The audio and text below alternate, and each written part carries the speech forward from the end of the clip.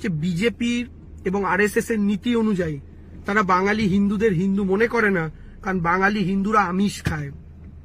বিজেপির হিসাবে যে হিন্দুরা আমিষ খায় তারা আর যাই হোক কোনোদিন হিন্দু হতে পারেন না। তাই যারা পনির খায়, যারা শুধুমাত্র শাকসবজি খায়, মাছ মাংস ডিম ছোঁয় না, তারাই হচ্ছে বিজেপির কাছে একমাত্র হিন্দু। কিন্তু আমরা বাঙালি হিন্দুরা, শুধু বাঙালি হিন্দু কেন, ভারতবর্ষের বহু হিন্দু আছে যারা মাছ মাংস ডিম খায়, এবং পশ্চিমবাংলা তো 80% উপরে আমিষাশী মানুষ। তার মানে কি, আদর্শগতভাবে বিজেপি এমনিতেই আপনাকে বাঙালি মনে করে না কখনো।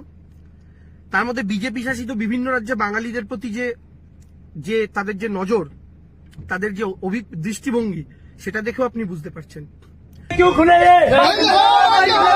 नजीर बंदो